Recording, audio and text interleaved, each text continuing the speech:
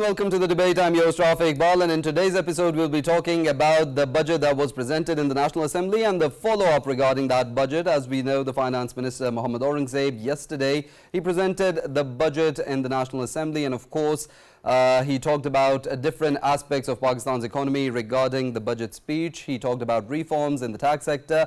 He firstly started off by pointing towards the positive indicators. He said earlier in the previous fiscal year, the country's economic landscape was in a very critical situation, but now the positive indicators point towards economic revival, such as the Pakistan Stock Exchange being at an all-time high, the rupee stabilizing against the dollar, the FBR's revenue generation increasing by 30%, and of course the cut in the monetary policy rate by 1.5%. He added that these will contribute to business activities in the country and will promote further trade activities in the country as well. He also talked about increasing the GDP and fixed it at 3.6%. That will be the target for this year.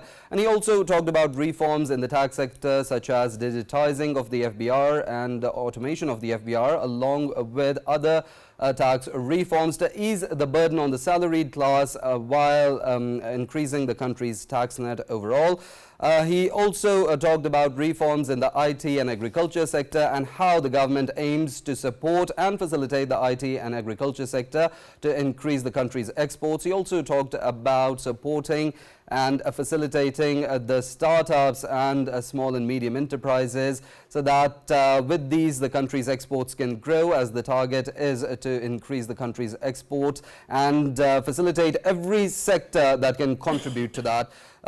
These are the different aspects that we'll be talking about, and of course when we talk about the federal budget in regards to that, as it was presented yesterday in the National Assembly, the Punjab provincial government also presented the budget in the Punjab Assembly today, which was more or less similar to what the federal budget was, with a few changes, of course, as the provincial government wanted to make in its provincial budget. Now we'll be discussing the different aspects of the budget that was presented yesterday and the follow-up, in which the Finance Minister Mohammad Aurangzeb addressed a press conference as well, and the budget presented in Punjab Assembly as well. To talk about all these different aspects, we've been joined in the studios by senior analyst Farrukh Pitafi. Along with that, we've been joined by geopolitical analyst Raja Faisal, and on Skype we've been joined by our guest Dr. Ali Salman, Executive Director of Prime, and Yousuf Mohammed Farooq, Director Research of Chase Securities.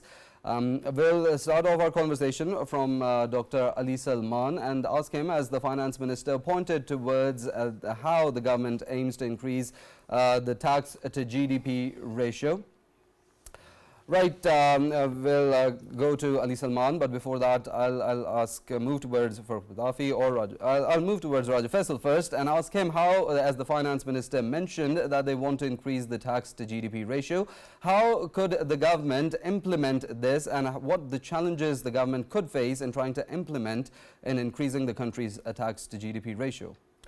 Yeah, Rafael, obviously, if we talk about the taxation, I mean, we have been seeing that since almost 2 years. It's not the problem of the current government, but of course, since 2 years, we have been seeing that there was a challenge of revival of the economy and stabilizing the economy. In that context, of course, we have been seeing that the tax net, it was being generated and improved time to time, and now of course we are seeing that the tax collection is the key when it comes to running the business of the state. So that is why we are seeing that the tax net itself is tried to be increased, and of course when we talk about the budget itself, we know that the figures are given by the Finance Minister, and in that context, of course, it is pledged that the tax net would be increased in that context. And to me, I think the overall steps which are being taken in terms of this budget and the economy overall, we shouldn't be taking it into a context like government is coming into office and giving its first budget. It's more of a budget that is going to be ensured ensure the stability of the economy of state itself.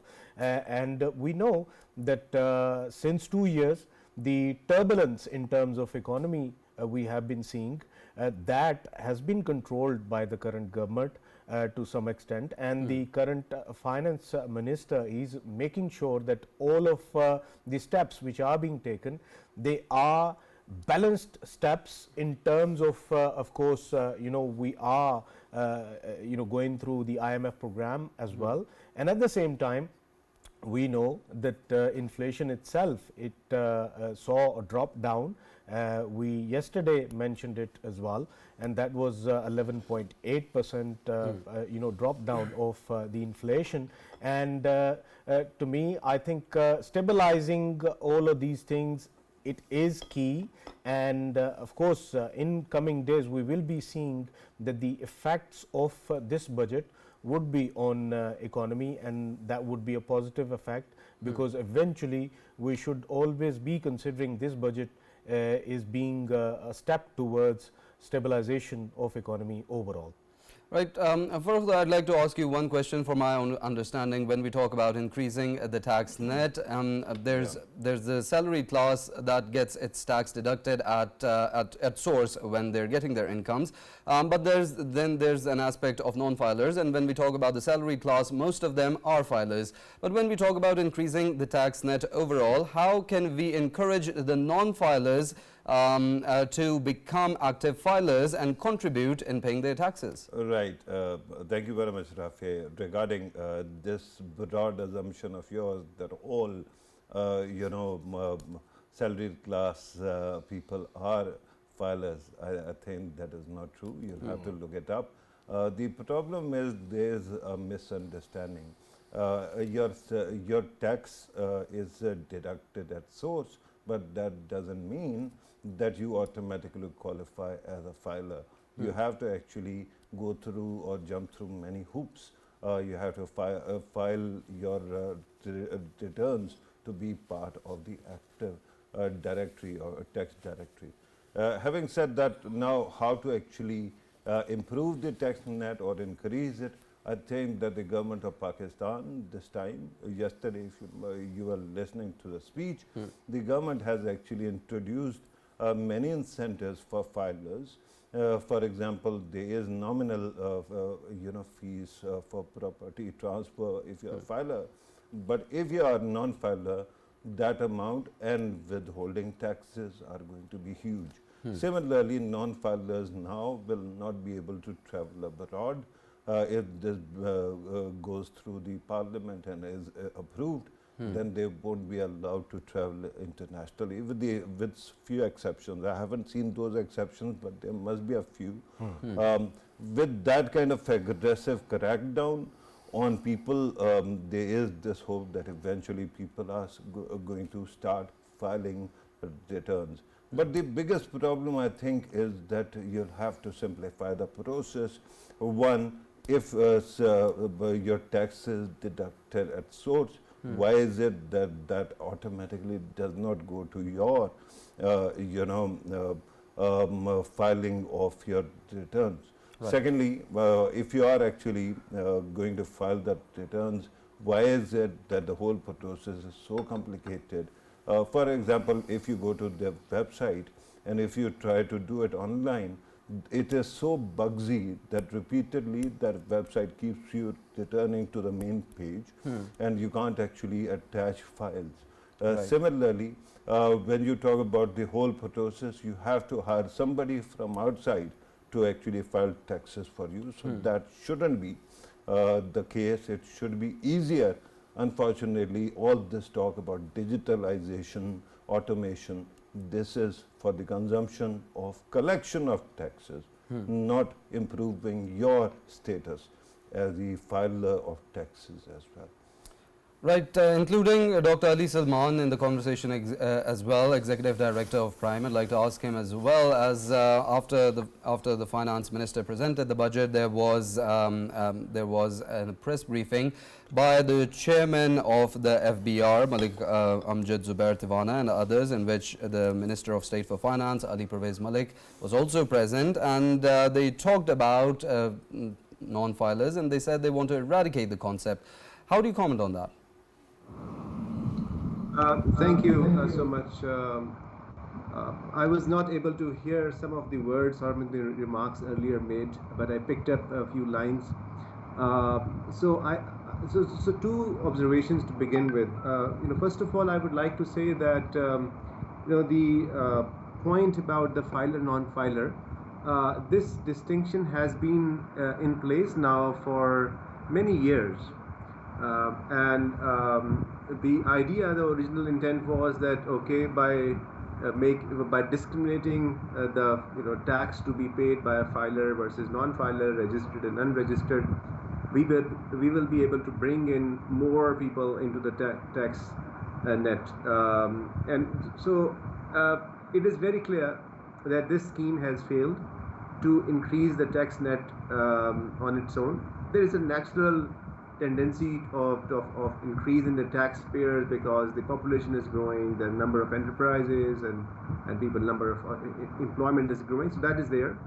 But this scheme has failed, and this scheme has done another damage, that it has shown a legal way to the citizens of this country and to the businessmen of this country in particular to stay out of the tax net or tax register. And I've spoken to many businesses, many business owners, and frankly, they have used the scheme, this leeway actually, to pay higher transactional taxes and to stay out of the system because they don't want to come on the radar of FPR. So it is clear that we must abolish the distinction between filer and non-filer. And anyone who has to pay, has to file a tax return must file a tax return, and otherwise must face the law according to the law. Now, unfortunately, what the current budget has done is, instead of removing this complication, it has added a third layer, which is very strange. It's like a late filer or something in between, which I am still trying to understand honestly. So we are not, reducing the complexity; we are increasing the complexity, and that will make the job of the FPR very hard to increase the tax net if that is the objective. And this thing about higher penalties won't work. This limitation or prohibition of foreign travel would be challenged in the court of law. You cannot, this is a fundamental right, you cannot just declare it through legislative amendments. This is going to be challenged. Such laws has been challenged in the past also. So we should exercise our judgment into what kind of domain we are going. Secondly, I was hoping that on the back of this stability that we have achieved in last few months, I acknowledge all those positive points which were mentioned in the start of the program, and I endorse them. So I was hoping that we will be open, we will be ready to do some business with the world. We will reduce our import barriers. We will decrease the the distortions on the income, on the custom duties, but they are still there.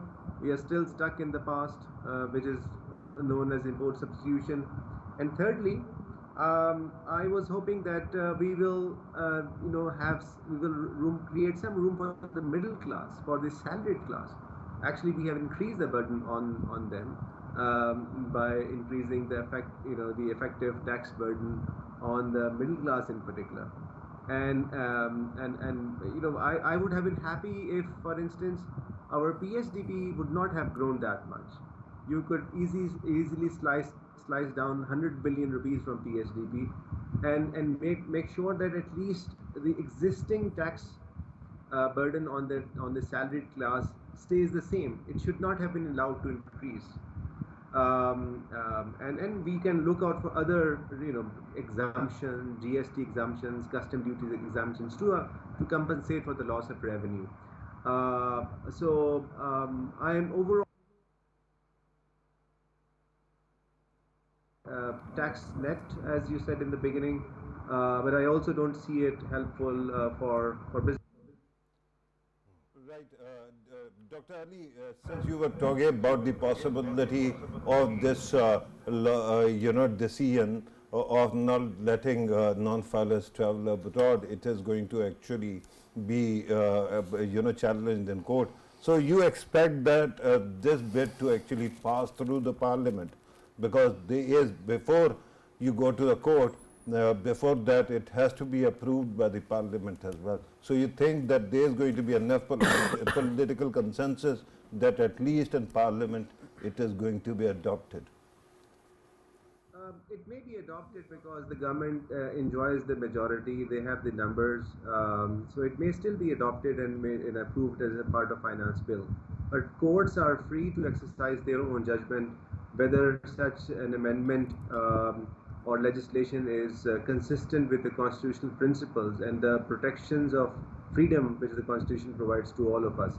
So I'm afraid that this will be met by a constitutional like a filter, and then the courts would not accept it. Dr. Ali, if we look at the current situation of Pakistan and the current situation overall of course, Pakistan's economy, can we say that this is an extraordinary budget, as we are seeing Pakistan going through extraordinary times? So in that context, do you think that this extraordinary budget can actually fix the problems which are being faced by Pakistan's economy? Well, I think we have always been hearing this phrase that Pakistan is passing through Nazuk mode. You must have heard this phrase for many years or maybe decades. In my case, so Pakistan is again on a Nazuk mode, and so I think we should not hide behind these narratives. And the budget is just a 1 year exercise. The budget is just 1 year statement of finances by federal government or provincial government. It is not a document for economic transformation. It cannot be substituted for a document of growth or development. We need a different approach for economic planning or for economic in transformation. Also, since we are tinkering with the budget, especially with the taxes, every year, this creates sort of instability. When you try to plan your businesses, every business wants to plan ahead for 10 years or 20 years. And if the business is unsure what is going to happen in the next year budget, they will be, it will be hesitant to make investments. And this is particularly true for foreign investors, which face also huge risks in terms of currency devaluation. And so therefore, I think I would not expect the budget in general to make a huge impact in the direction of the economy. However, I would expect the budget to show us direction and priorities of the government, and I would hope that a budget would be more aligned with the realistic assumptions about government's own revenue, whether it's a tax revenue or non-tax revenue, and on the reduction of Dr. Ali, earlier when you were talking about revenue collection, you made a poignant point. You were talking about PSDP. You wished that it was frozen. On the side of collections or inflows, of course, we are looking at these reforms, whatever they might be. On the expenditure side, are we seeing any kind of difference from what we have been actually doing in the past? And if so, how much? You see, last few years, our top expenditure item have been, first of all, debt servicing, and it is still the same. About 10 trillion rupees are going to be allocated for debt servicing alone, followed by the defense, so it is the same, followed by the PSDP, followed by pensions. So the trend of allocation of expenditure still stays the same. One expectation, and I have not seen the specific number on privatization proceeds in the document so far available. So one expectation would be a higher allocation in terms of proceeds from privatization, and therefore a lesser allocation for subsidies for the state-owned enterprises. That number is not visible to me right now, so I cannot comment on it. But talking about subsidies, I'm afraid that we still, in terms of power subsidies and other subsidies, they are going to still take a substantial portion of the expenditure. So to answer your question, I do not see any deviation in terms of expenditure planning from previous budgets. We've also been joined by Yousuf Farrukh, who is the Director of Research of Chase Securities, and including him in the conversation as well, as our conversation has built up so far.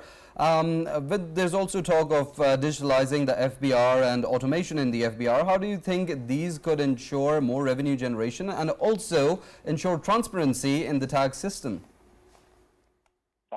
Thank you very much for inviting me. I think digitization is extremely important, and we need to digitize the whole financial system and not just FBR.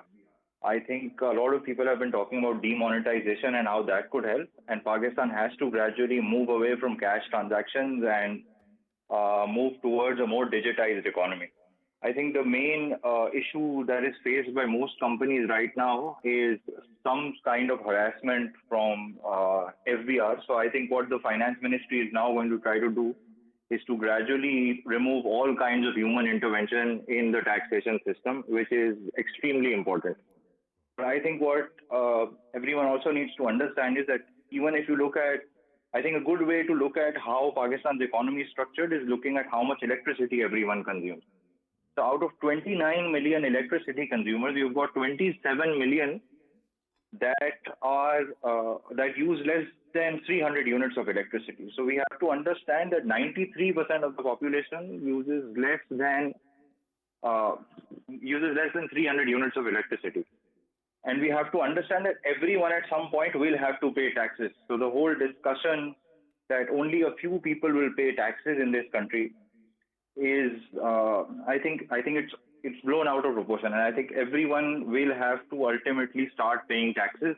And I think digitization is going to help with it. But we also have to understand that we've got a large part of the population that is not educated. There's a large portion of the population, like if we talk about digitizing retailers and all, we also have to understand that the infrastructure for doing that is not available. These retailers don't have accountants available, they don't have tax lawyers available, they don't have an understanding of all of this, and then they feel harassed by the government when they try to collect taxes. I think the proposal given in the last few budgets for a fixed tax on retailers was a better option than what has been done right now. Right.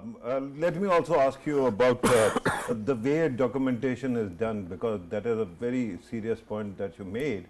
How it is very difficult for people to find the tax lawyer, or for that matter accountant, to file taxes. And the website, as I pointed out, the IRS website itself is practically impossible to navigate. At least that has been my experience. We keep on hearing about out-of-box solutions.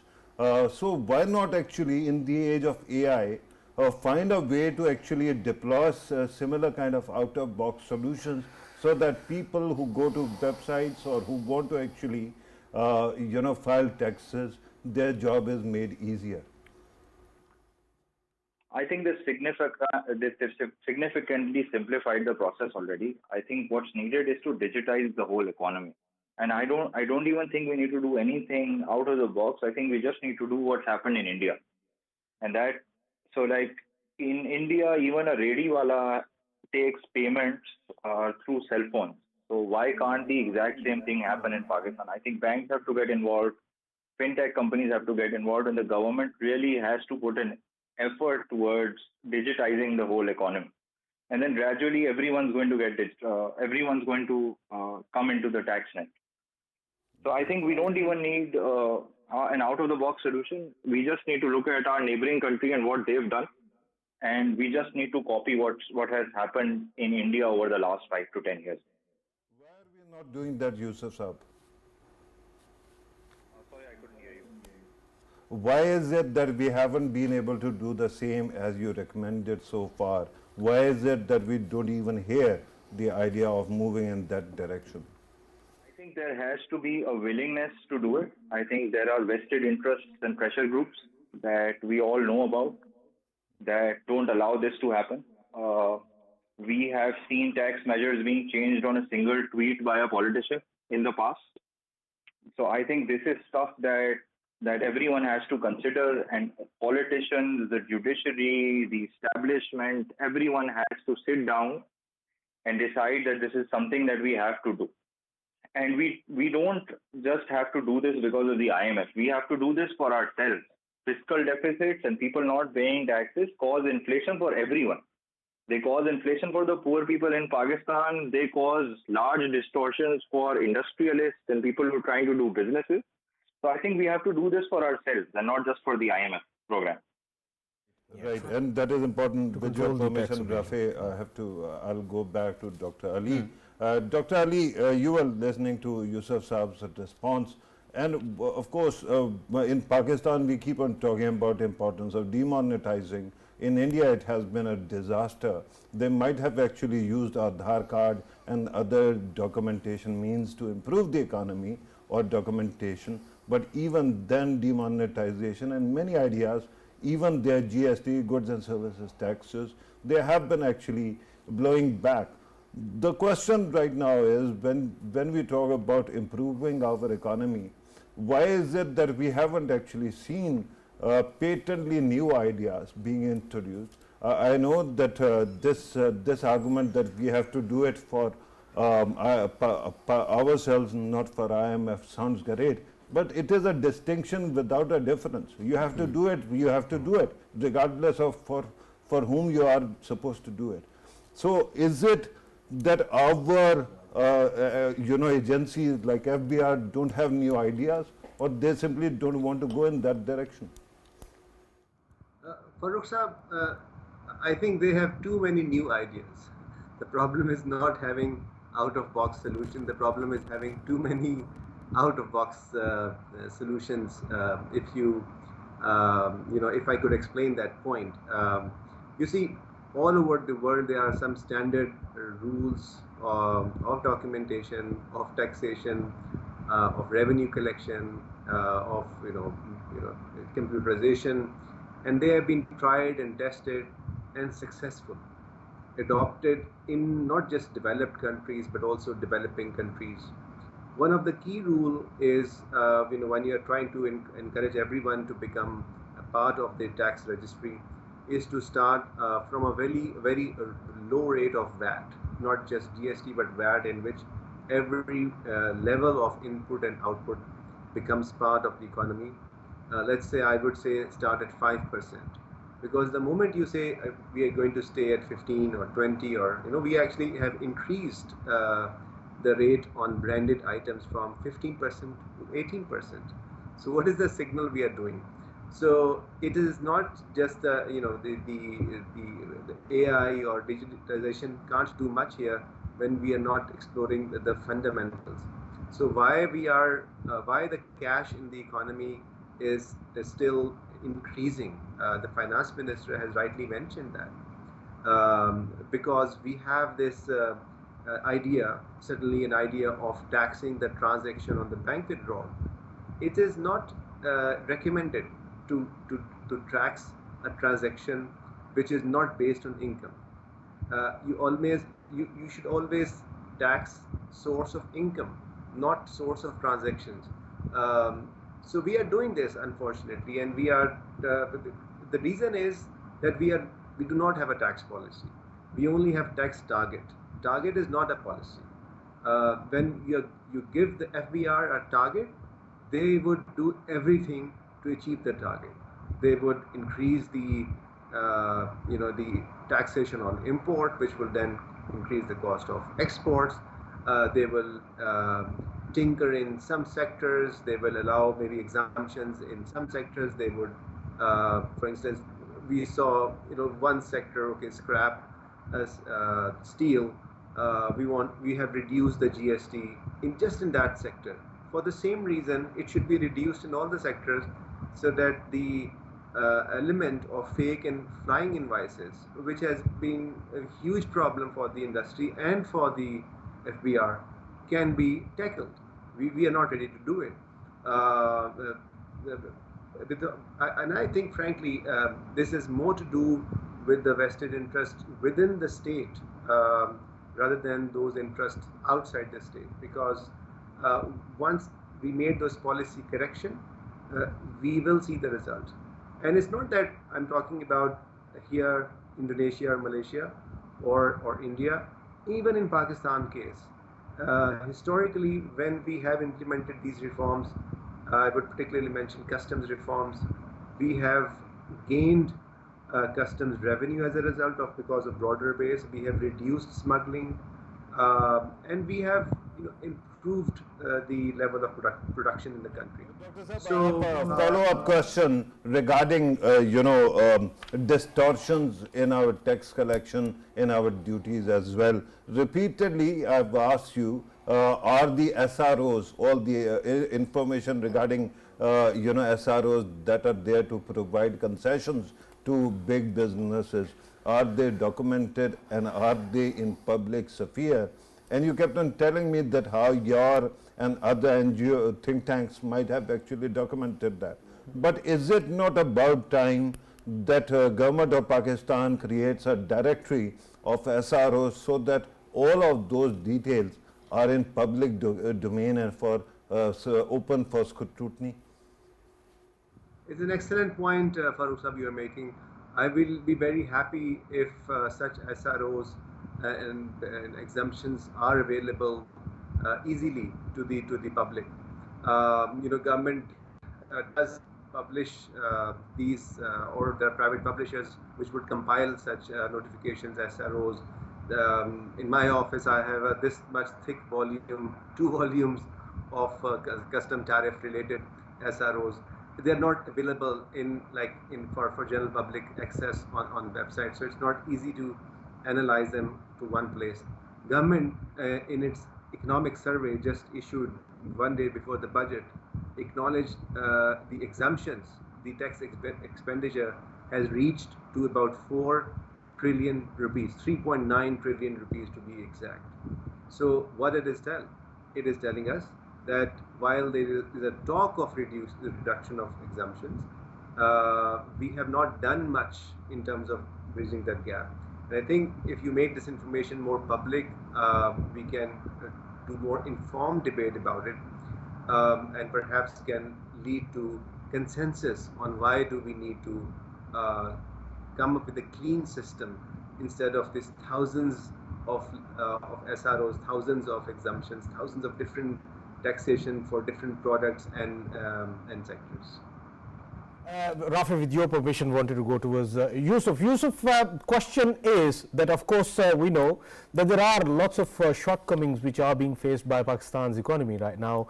And if we look at the budget, of course, budget itself portrays a lot, and we know that it is sort of, a budget that is given in the context of course, we heading towards another program of IMF in coming phase, and we know that there are, there is a stabilizing factor which is going on related to Pakistan's economy itself. But at the same time, can we say that these shortcomings can be covered in context of SIFC working at its full swing?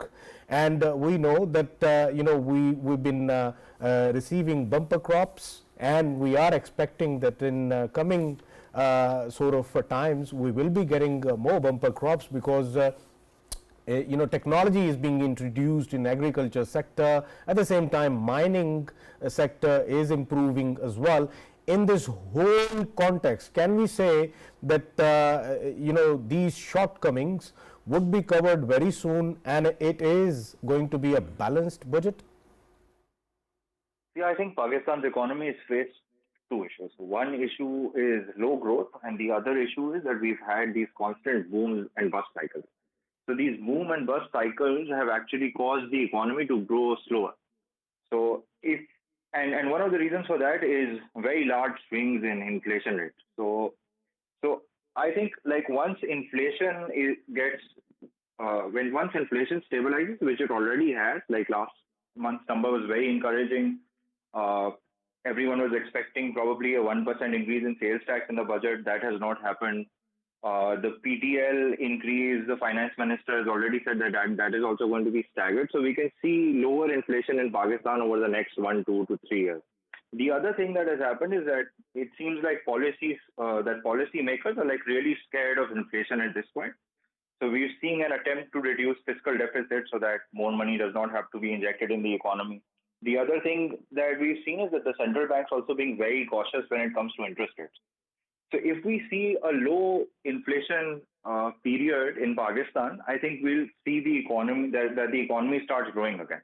The one major advantage that Pakistan has right now is that we have 4 to 5 million people entering the workforce every year, and this is cheap labor. And at this point, Pakistan's labor is now cheaper than Vietnam, China, India, and everyone in the region.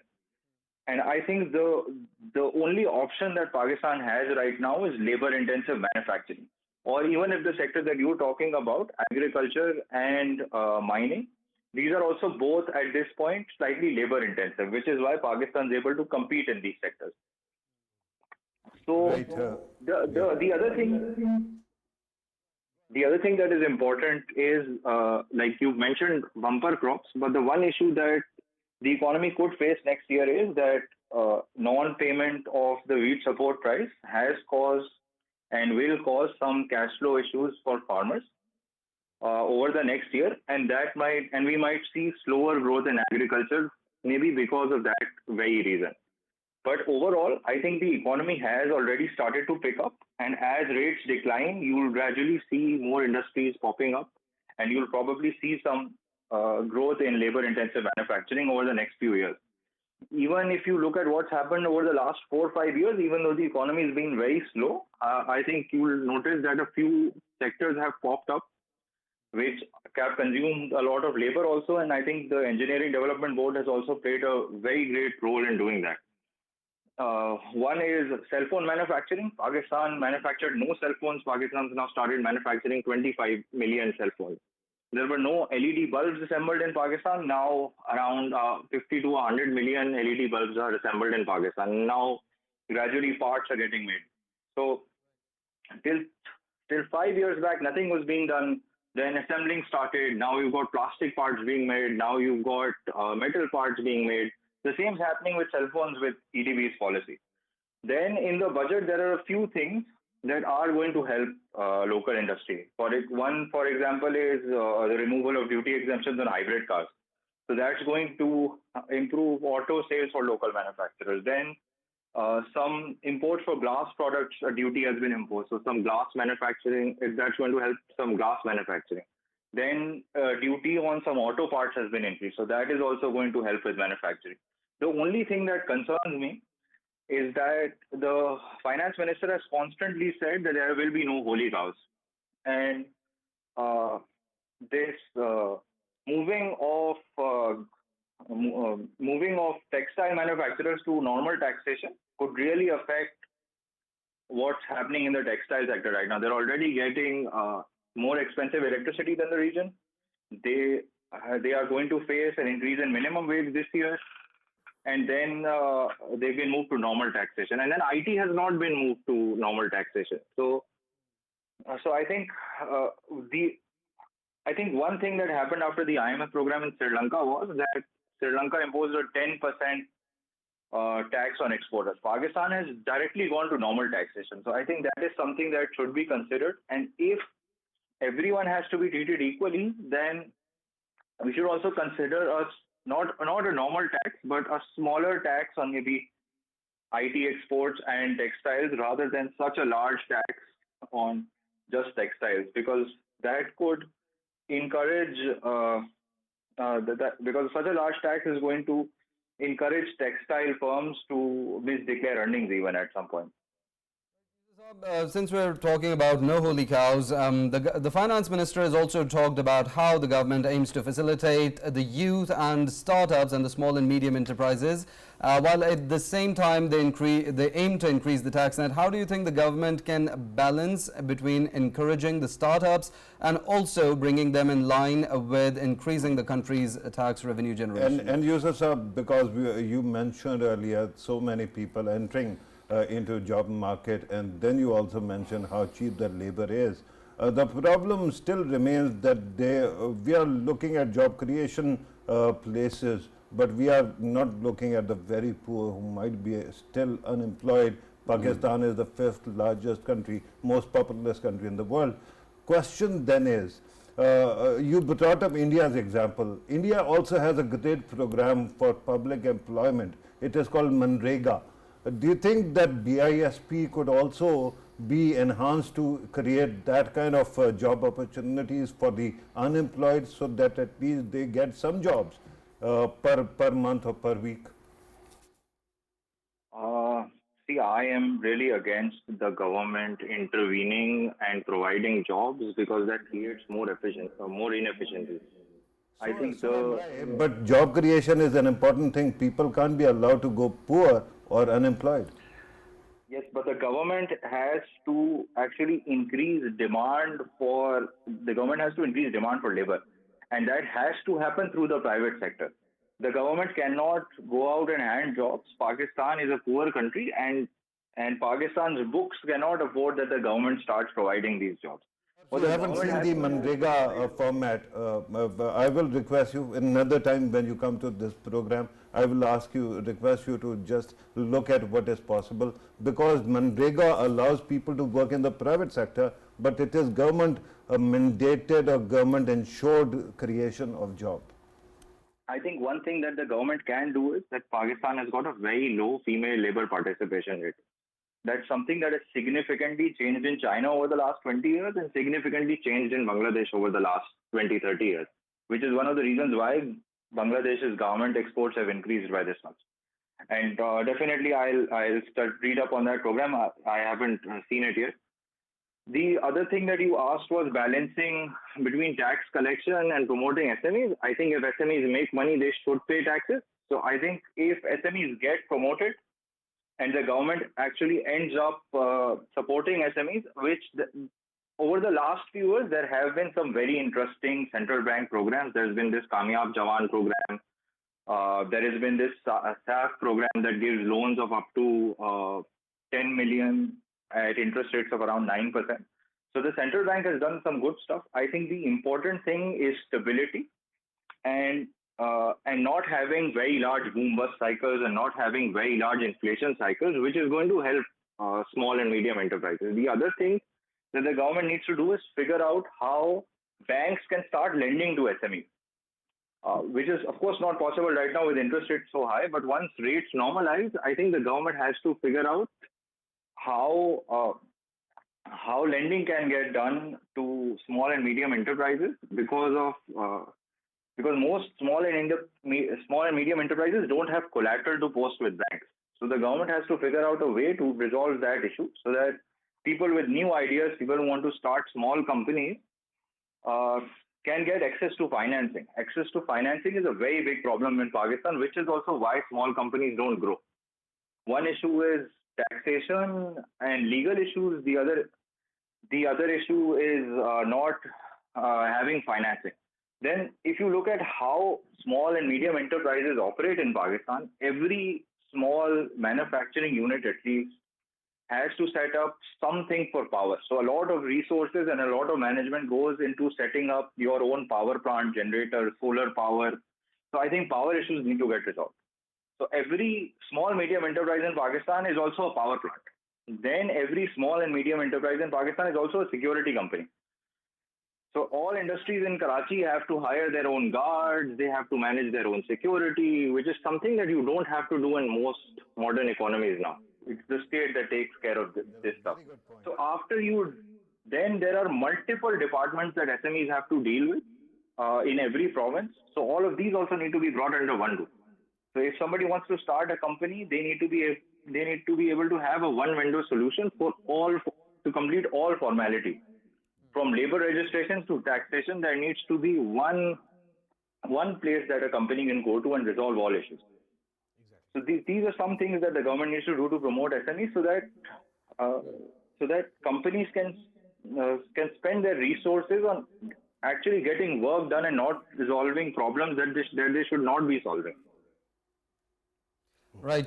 With that, we'll have to conclude today's episode. Of course, it was lovely having the insights of Dr. Ali Salman, Executive Director of Prime, and Yousuf Mohammed Farrukh, Director Research of Chase Securities. Along with that, we were joined in the studios by Senior Analyst Farrukh Pitafi and Geopolitical Analyst Raja Faisal. We talked about the budget and the prospects and the follow-up of the budget that we saw today. We'll see you same time tomorrow and discuss further developments. Till then, take care. repetition पे चल रहा है।